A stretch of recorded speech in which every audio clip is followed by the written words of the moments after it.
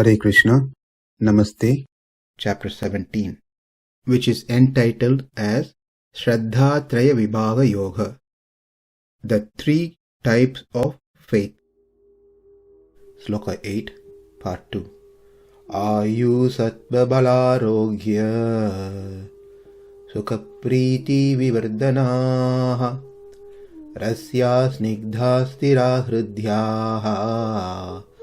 āhārāḥ sāttvika-priyāḥ. Foods dear to those in the mode of goodness increase the duration of life, purify one's existence, and give strength, health, happiness, and satisfaction. Such foods are juicy, fatty, wholesome, and pleasing to the heart. Good food is full of life, āyuḥ. It increases one's duration of life, gives clear knowledge, strength, health, happiness, and pleasant actions. Nature of such food are sweet, oil, and are capable of sustaining and strengthening the body for long and are pleasing to the mind.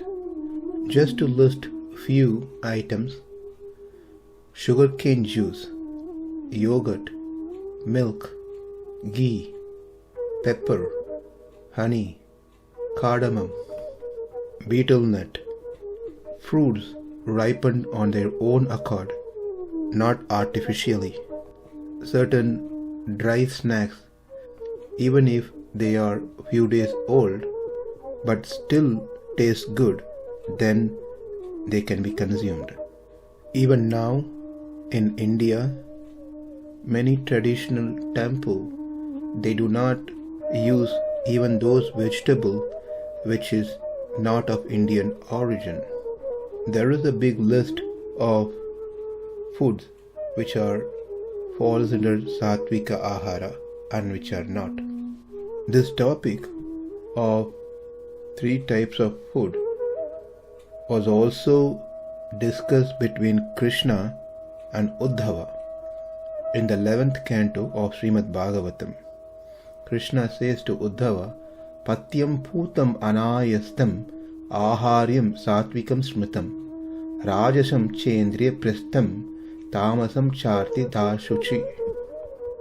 Food that is wholesome, pure, and obtained without difficulty are in the mode of goodness.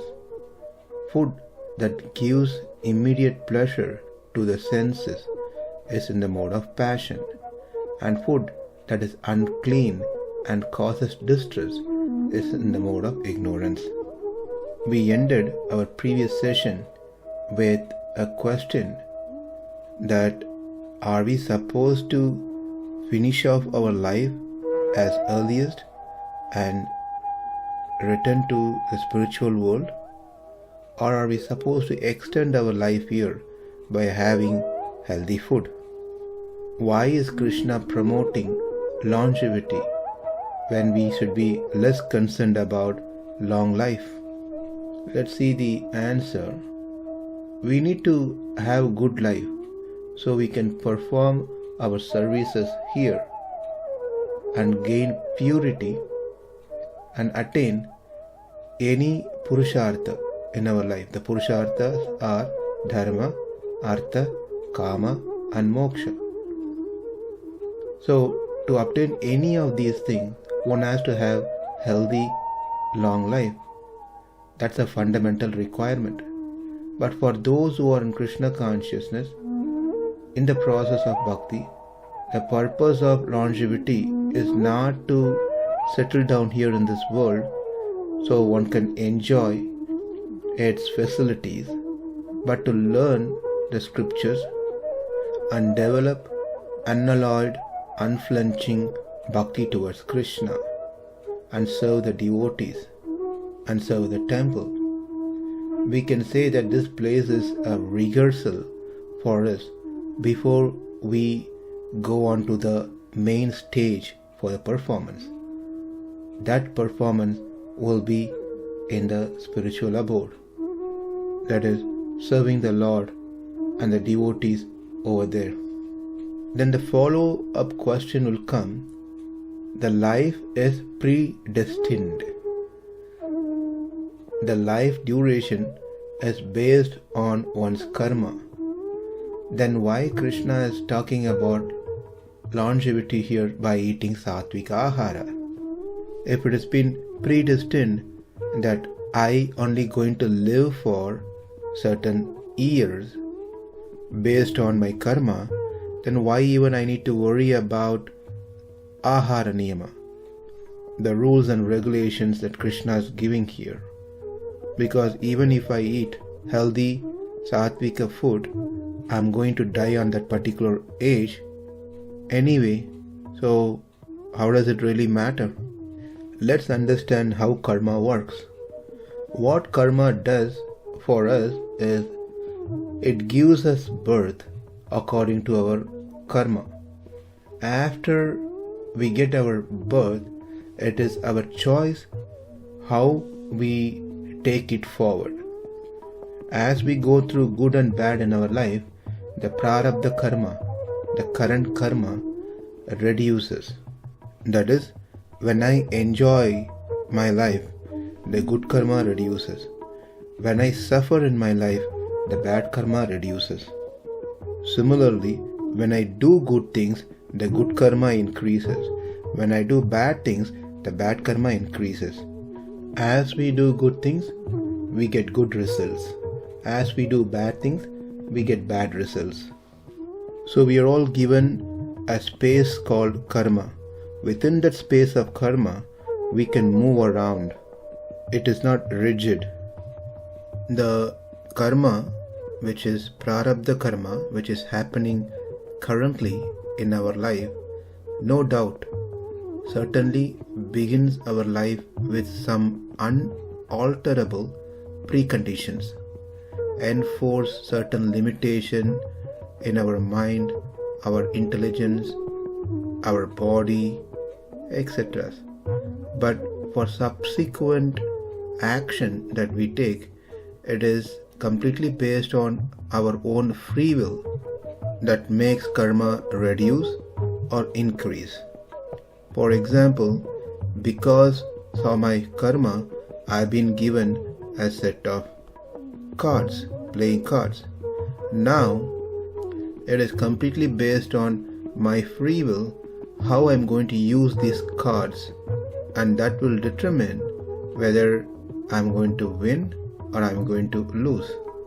It is not that however I play, I'm going to win, or however I play, I'm going to lose. It is totally depends on how I move around the cards. And to do that, certainly my intelligence, my modes, they all have their part to play based on my previous karma vasana. If I win, I enjoy the rewards and results of the game. Therefore, my good karma reduces. If I lose, I suffer the loss. Therefore, my bad karma reduces. It's like we go to a theme park. There are theme parks which have tickets for 1 day, 3 days, a week, so forth. If I purchase a ticket for a day, say I pay $100, I enter into the theme park and start going through various rides, watching shows, things like that. As I keep doing these things, the $100 is reducing. We don't watch it, we don't see it, we don't realize it, but it is reducing as the day progresses, as we enjoy the things over there. Also, I may throw up, I may become tired, I may get hurt, I may not get what I want to eat, someone may come and push us down, someone may scream at us. As we go through these unpleasant events, as the time progresses, the $100 reduces. And when the time comes, we have to get out of the theme park and move on. And this is exactly what happens in our life.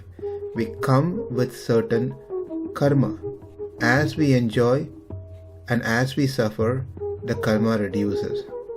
So we always have a choice. We always have a free will to make certain decisions. As we make decisions, that will directly apply to our karma. So the message is, it is not that everything is predestined and we are helplessly going through everything. I am speaking now and your hearing now is not predestined. It's totally based on our free will. I may choose not to speak and you may choose not to hear. This is not because of our previous karma. It is completely based on our free will. Most of the things that happens in our life are not predestined. Only certain things are predestined as we come into this world. When the result, place, means, time are determined, it is called niyata karma, where one does not have any control over it. When none of these things are determined, then it is called aniyata karma. That means one can have some control over things. In many cases, and especially in our case, what we have is aniyata karma. We have karmas, prarabdha karma, which comes from the sanchita karma, that will have its effect on our initial start in this body and defines few things, but the majority of the things that we are having in our life, it just happens. As it happens, the karma reduces or increases. And the action that we perform now alters the karma balance, karma account, either deposits or withdraws it. That is called agami karma, or also known as kriyamana karma or vartamana karma. So from this we understand we do have free will to alter our karma. We cannot get rid of the karma, but we can certainly alter it. With these understanding, now getting back to our initial question, if life duration is based on one's karma, then why Krishna is talking about longevity of having long life by eating sattvic food? If it is based on karma, the duration of life is determined, then Krishna wouldn't have spoken about eating sattvika āhārāḥ. Rather, Krishna would have simply told it's all based on your karma, how long you're going to live. The life duration is totally based on your previous karma. So the understanding is, if we eat proper food, if we do proper yoga, exercise, if we maintain ourselves with clean habits, we will have opportunity to further extend our life duration, maybe 80, maybe 90. And that's what great yogis do. So we should know and be very clear that our lifespan can be extended through proper āhārāḥ, food, sāttvika āhārāḥ, and proper yogasana, yoga and asana, practice of exercise. For us, when we have long duration of life through these practices, we will get more opportunity to develop good vasanas, impression, learn more about Krishna from the scriptures, do more devotional service to the devotees and the deities, associate with saintly people, develop taste to chant Krishna's holy names, visit various holy dham, holy places, and learn and hear more about Krishna and his pastimes. So one has a lot of benefit by having a healthy life, long duration. If every single thing is simply based on karma, meaning it's all predestined, then there's no point in sitting and listening Bhagavad Gita, no point in speaking such subject matters. It could be just one statement by Krishna, it's all simply based on karma. Arjuna, you coming here to Kurukshetra is based on your karma. You crying, not wanting to fight, is based on karma, which is predestined. I speaking to you is also predestined because of your karma. Duryodhana behaviors are also predestined because of his karma. If this is the case, why Krishna have to go to Duryodhana as a messenger? There are a lot of unanswerable questions. So, yes, karma plays a major role, but it is not that everything is predestined. We have the choice called free will to alter our life. In the Ayurveda, it is said that consumption of some kinds of food promotes longevity. Ayurveda is part of Vedas. Vedas are eternal, and it is there for our benefit.